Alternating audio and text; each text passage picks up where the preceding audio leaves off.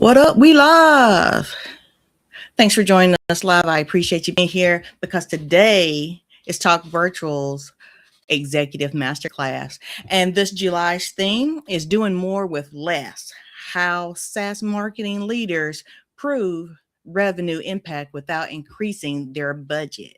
So while we're here, we are going to get into why doing more with less has become the new reality for SaaS marketing teams, how event-led growth helps maximize every marketing investment, the difference between activity metrics and executive metrics, how to increase pipeline without increasing your event budget, and it's going to be a good bit more, but why not just get into it, because there's a lot I want to show you. So let me remove this, bring myself up front, because I got a lot to share today, and hopefully you also going to think it's pretty good. So it's coming. It's dragging its feet, but it's coming. Okay, here we go again. Yep, and bring that front and center. Woohoo! I like when I push buttons and they work. That's my favorite thing about tech, pushing buttons and having it work. I love that. Okay, you know what? Bring that. Yeah. I have to, but I don't want to. I don't need to have my name 2 times, but it's let you knowing that I'm sharing, even though I'm not the only one here. But you know what? We just gonna we're gonna roll with it because we're doing more with less. How do SaaS marketing leaders prove revenue impact without increasing their budget? And if you didn't know, I'm your host, Erica Bates, and this here is Talk Virtual. And as I said once before, this is Talk Virtual Executive Masterclass. So pushing buttons, yeah. So marketing is under unprecedented pressure. Are you feeling it? If you are a VP of marketing and you are being told, hey, we're going to need you to do the same thing with less money, can you do it? Yeah, we hear that a lot. Okay, so resources and budgets, same or similar budgets, expectations, scrutiny, higher pipeline demands, intense leadership scrutiny, constraints needed for return on investment proof. Expectations haven't decreased, only resources have. So working with what you got, making the most of what you got, showing that less is more. Are you able to do it?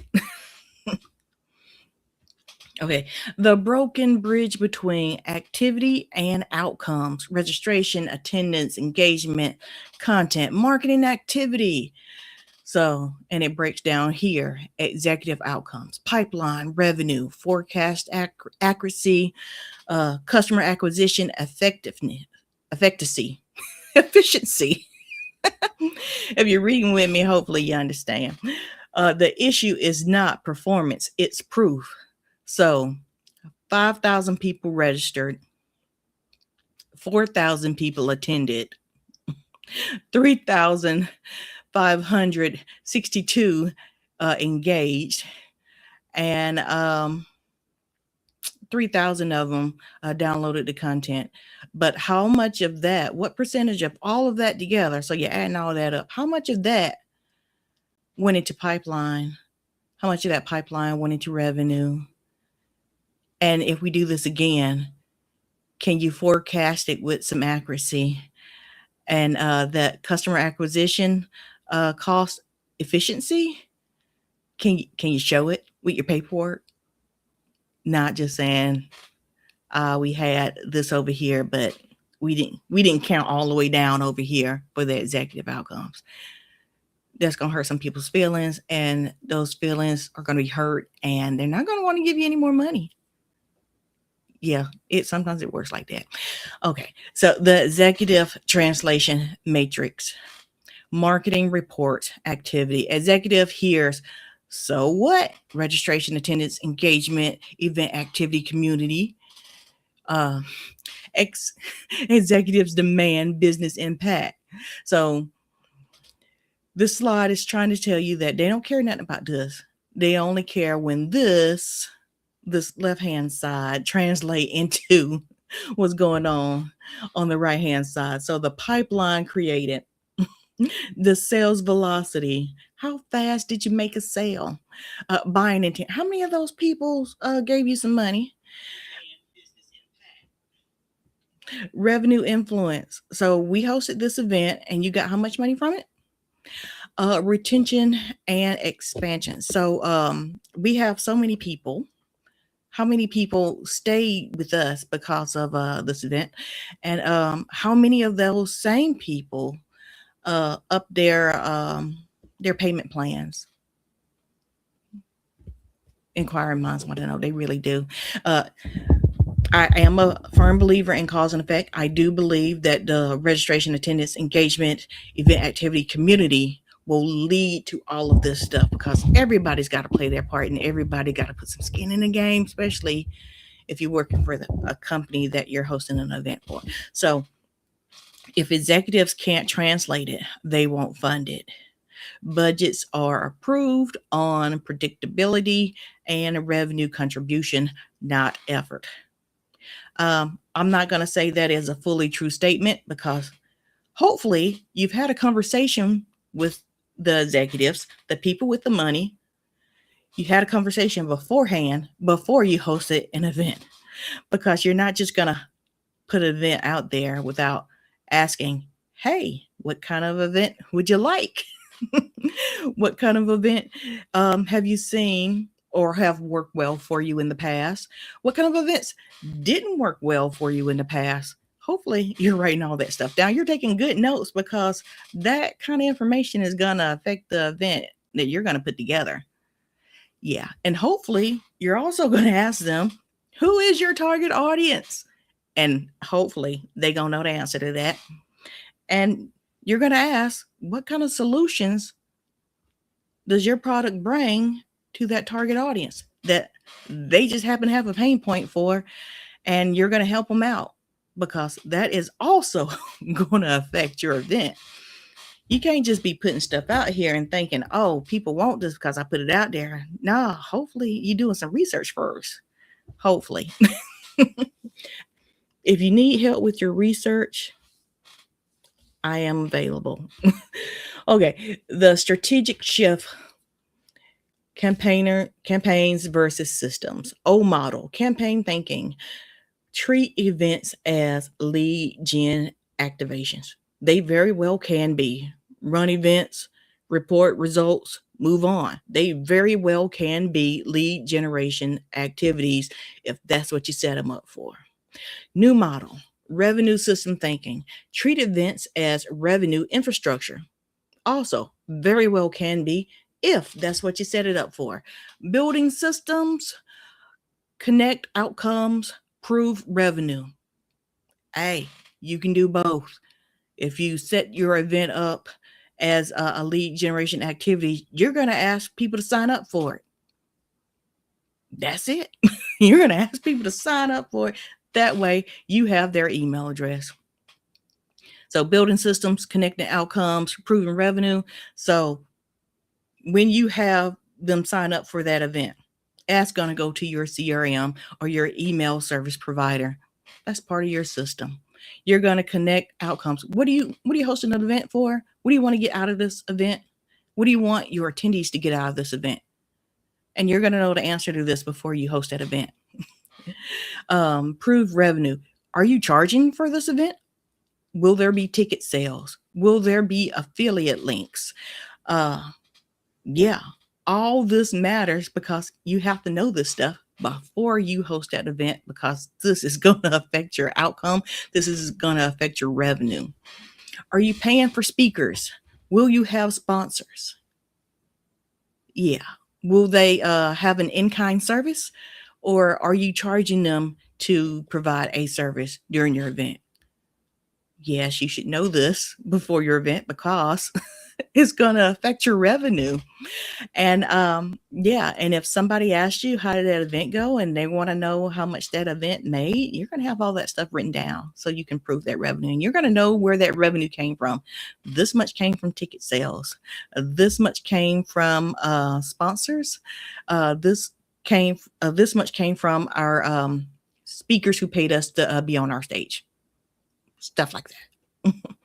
Okay, so event-led growth is a revenue system, not an event strategy.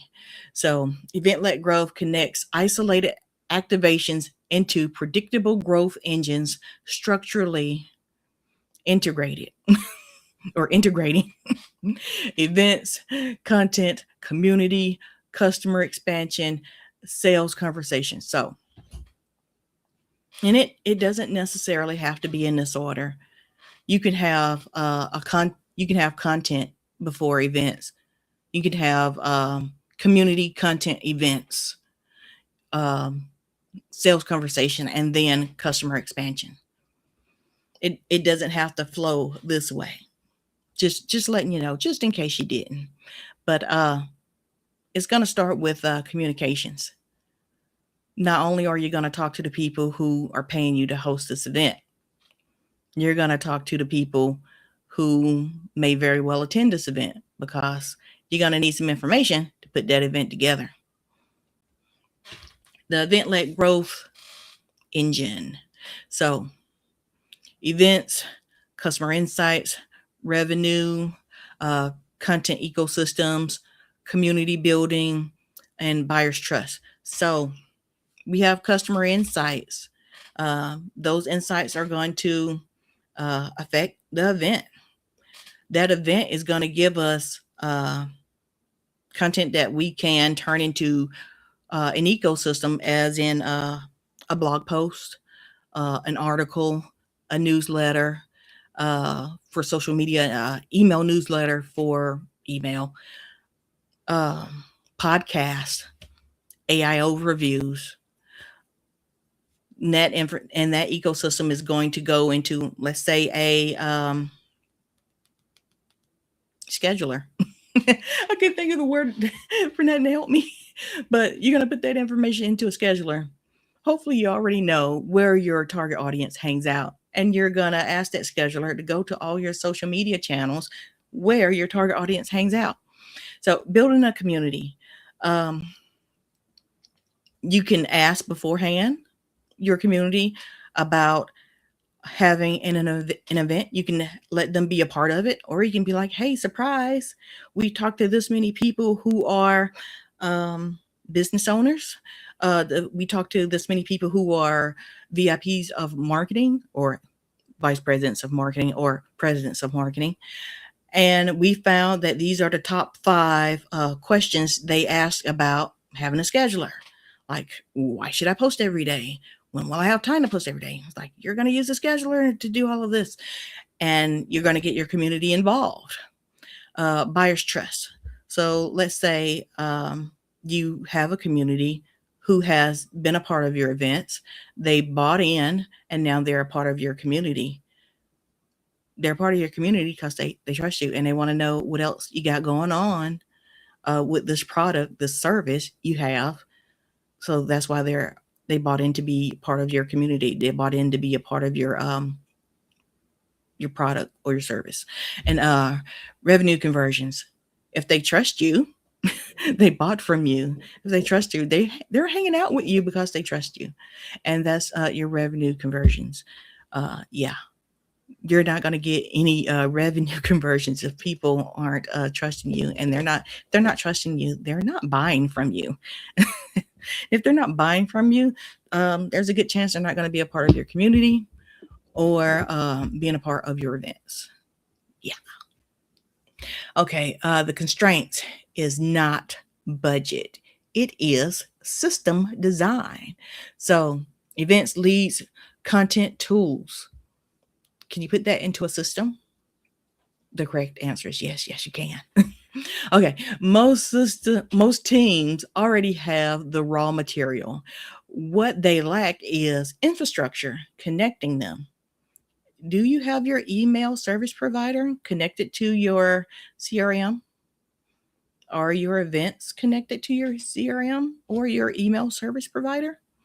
Well, anyway, doing more with less means extracting more revenue impact from the actions you are already taking.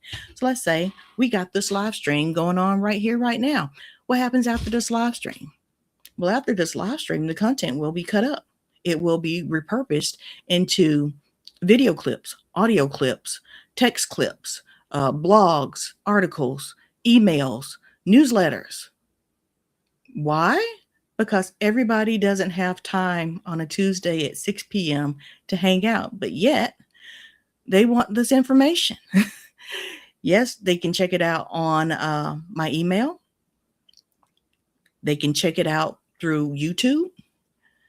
But hey, if they're into this information and they're not a part of my email or see my YouTube, they can always find it on my social channels.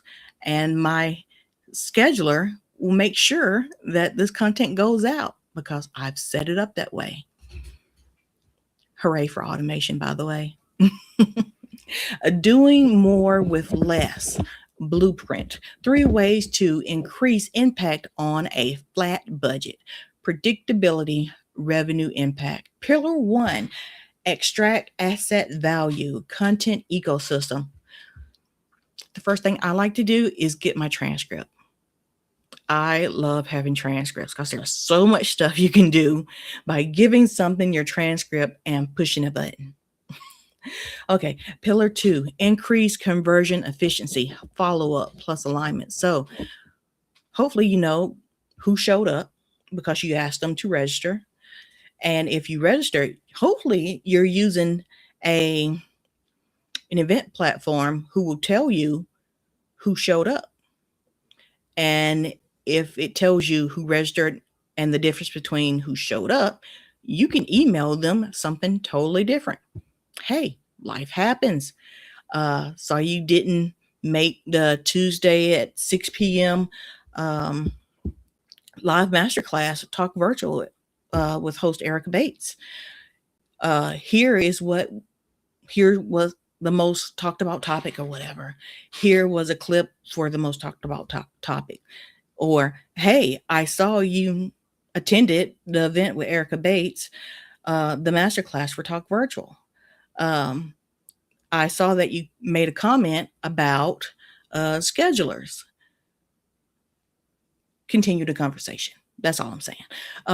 Pillar 3, improvement measurements. Improve measurements. Dang it. Revenue reporting. Did you charge for this event? Did you have a sponsor for this event? If so, write it down. Put it in a column. Who gave you money? How much money did they give you? What is the money being used for? All of that. Predictability, revenue impact. It all comes because you know the answer to these 3 pillars. Okay, pillar 1, extend asset value, the multiplier effect. One event, 10 to 20 unique content pieces. Hopefully you have a program that can help you with that. I like Content Fries. I like Content Fries because right up front, it gives me at least 10 content pieces. I also like it because it lets me highlight the text and pick up my own 10 to 20 content pieces. Targeted sales enablement material. Did you have something where people could sign up for your event so you could get them registered, so you could get their emails, so you could get their phone numbers, not only to send them reminders, but say, hey, I help people with event-led growth through virtual events. Let's get on a call and talk about the revenue breakdown in your pipeline. Customer education assets. Not only should you have a lead magnet for your event, but what other educational assets could you have? So when you're in, let's say, Content Fries, and you're doing the 10 to 20 unique content pieces, it'll also give you text quotes, audio clips, and if they're educational, you use those as your educational pieces. And then you put that on a scheduler and send it out. But if customers are asking you for those content assets, you can also put them on your website. You can also email them, especially if they're asking. If they're asking directly, go ahead and send it to them. Social proof and authority building. I said earlier, you can put that on not only your website, but you can put it on your social channels. And if you're using a scheduler, you can have that scheduler send that stuff out. Stop treating events as fleeting moments. Treat them as content factories. So an hour-long event or a 30-minute event, let's say a 30-minute event, will give you at minimum 20 pieces of content. And that's just video. If you go back again, like I said, if you're using Content Fries, if you're looking for unique content pieces, so there's video, there's audio, and there's text. So that's at least 10, 20, 30 pieces if you only take the top 10 out of it. So a lot of people are talking about AI slop, but hey, if you're in Content Fries and you're highlighting the answers to questions, you can make the post the question that you asked, and then let the video be the answer to that question. And therefore, you won't have AI slop. You will have your research material presented as educational assets. Okay, that's it for that slide. Pillar 2, conversation efficiency. Events don't create revenue. A follow-up does. I am going to say this is a true statement, but the event part does help. But if you're not following up, dang, you just wasted some time. But anyway, event follow-up. That's the order. You have a conversation with people. You ask them what can event-led growth via virtual events do for them. They answer your questions, or you can say something like, how are you using virtual events to fund your event-led growth? They'll answer that question too. So use those to make that event. And I'm just saying that part because it starts with the conversation. Hopefully that conversation is with your target audience, because that will help. But okay, sales alignment integration. And that happens because you know who your target audience is, you know where they are, and you are actively talking to them. Rapid timing and speed to lead. If you're DMing people, if you're talking to them via social media, whatever, it's like, hey, if I host an event on this topic about event-led growth, would you show up? Doesn't hurt to ask. If they say no, ask why not. What kind of event can I host on the topic of event-led growth? Would you show up for? It doesn't hurt to ask. Don't say it like I said it. that was a little too much. But yeah, be more friendly. Capturing and leveraging intent signal. So if you're in the event, people are raising their hand, they're asking you questions, you're answering questions. Hopefully, when you're using that transcript, you're going to find those questions that people asked you and use those as intent signals. And when you follow up, hopefully you're going to follow up. You're going to say, hey, I saw you ask this question. Here's my answer in written form, or here's the answer to my question. But follow up. And just because that one person asked, was brave enough to ask during your event, it doesn't mean that everybody got to be a part of that conversation. So you take that question that they asked during the live event, and you make a blog post, or you make a post, or you make an audio clip or a video clip, and you put that out on the social channels where other members of your target audience hangs out. Okay, elevating overall conversion quality. Like I said, notice when people raise their hand and ask questions. Notice when they answer your polls. If they're not paying attention to you live, but they're in the chat, you're going to copy paste that chat and you're going to get the questions out of there. So if you're using a chat or a large language model, a Gemini or whatever, and you ask what questions are from this chat, it will give it to you. Yes. Okay. Pillar 3, outcome measurements, views, clicks, engagements. It's saying no. What revenue did it influence? What pipeline did it accelerate? What conversations did it create? So don't just look for views, click, and engagement. See if you can answer the below questions also, because views, clicks, and engagement can lead to the bottom row.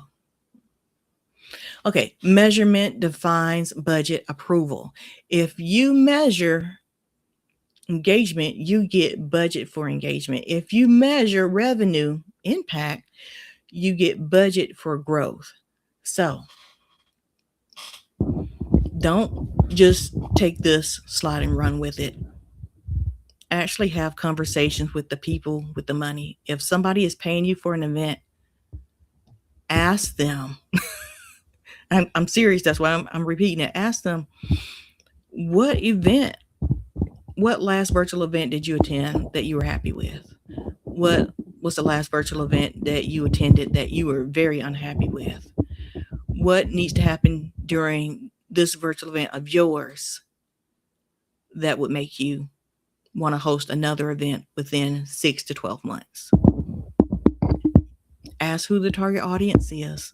Ask what pain points we're solving for, because it's those things that make the event. And when we have it set up right, we're going to have more than views, clicks, and engagement. And you're going to know those views, clicks, and engagement are going to lead to the revenue, the pipeline, the conversations. That's how it works. You set it up to have it run the way you want it to run. High-performing teams share revenue infrastructures. So revenue infrastructures, marketing, RevOps, and sales. Elite organizations do not work in silos. So you're not doing this by yourself. Like I said, you got to have a conversations with not only the people who are giving you the money, you're going to have a conversation with the people with the money want to attend. That way you can find out if they're both talking about the same thing. Okay, they align marketing, sales, and RevOps to treat events as shared revenue infrastructures, build repeatable systems, and report on shared outcomes over isolated activities. So we're not just going to have one virtual event.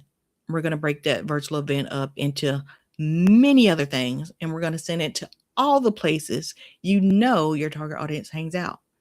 That way, it's not just one thing. And hopefully, it's all going to start with a conversation. Okay, marketing is no longer measured by activity. It is measured by business impact, revenue contribution, and predictability. So, activations do make marketing fun. Activations do make people want to come up to you live and in person and like, hey, I need to talk to you about this.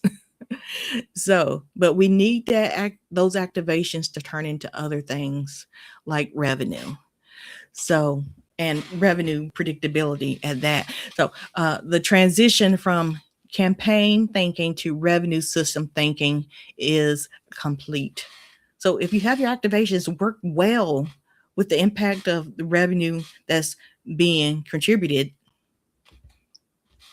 it works a whole lot better. You don't know how many people want to come back to you because you know how much your event brought in. Same with sponsors. If you know how much revenue your event brought in for their business, if you are working with a company, if you're working with marketers, vice presidents of marketing who are in a SaaS company, if you know how much that event brought in, that's going to be a great conversation because, they're going to want to know the answer to that. They are not going to want to just spend money and not have something come back in. Yeah. Okay.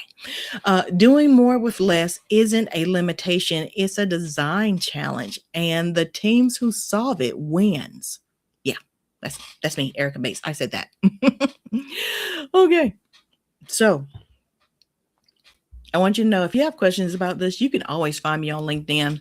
I say LinkedIn because that's where you can most likely find me, and I answer like right away. Email, website, yeah. I may take a minute, but you can always reach out to me on LinkedIn. So, yeah. In this little corner here, it says connect on LinkedIn to explore how SaaS marketing leaders are building event led growth systems with Talk Virtual. So, if you're interested, yeah, I am happy to help.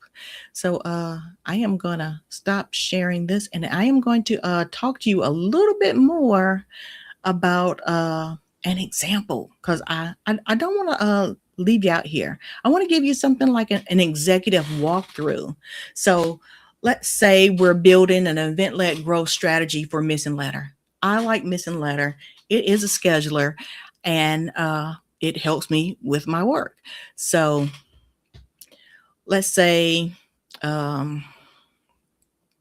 instead of another slide, because I don't want to give you another slide. I just want to talk to you. So let's say step one, business goal. I'll ask their leadership a question. What business results are we trying to create? Uh, More annual subscriptions, more demo requests, reduce churn, increase upgrades. Everything starts here. And again, I'm also going to ask them what virtual event did they attend that they enjoy? What happened? Why did they enjoy it? Did they spend money on that event that they attended? And what was a virtual event they didn't like? What happened? Did you not spend any money with them? What kind of event do you want to host? And what needs to happen for you to want to host it again within 6 months or a year? Step two, who buys Missing Letter? And hopefully they're not going to say everyone. I know there's a lot of billions of people on the internet, but yeah, everybody is not going to buy a scheduler. So we only want to talk to the people who actually wants a scheduler and knows what a scheduler can do. So marketing managers, content marketers, agency owners, small business owners, demand gen teams. Step three, what? Where, not why, where are those people already talking? Are they on LinkedIn, Reddit, Facebook groups, marketing communities, podcasts? So that way we know where to listen for our target audience. Step four, what keeps coming up? So is it, I don't have time, I never know what to post, I create content once, then forget about it, I can't prove social media return on investment, I'm told I'm supposed to post every day, but I don't see how I can post every day.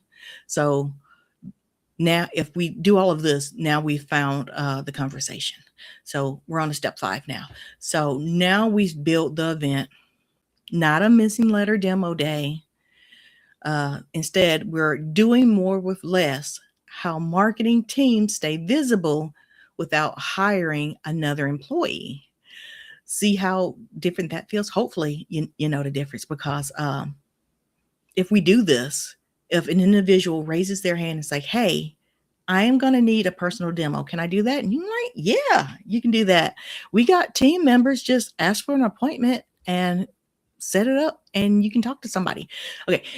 Hopefully, you know how that feels different. So now people attend because of they have a problem they want to solve with a scheduler, not because of the software. You know what you're doing because you've actually talked to the people who want to use it. Okay, step 6. During the event, we're collecting intelligence. So we ask questions, we have polls, we have objections, we are looking for buying signals. We are looking for stories. So that information becomes marketing gold. So while you're in the event, you're going to ask questions about how people are using a scheduler. What are they looking for in a scheduler? Do you need an API for your scheduler? Do you need AI assistance with your scheduler? Stuff like that. Those are all things that Missing Letter offers, by the way. Step 7, after the event, now we activate. We're going to have different follow-ups because, as I said before, just because someone registered doesn't mean they were able to attend. And if someone attended, they're going to get a different email from the people who didn't.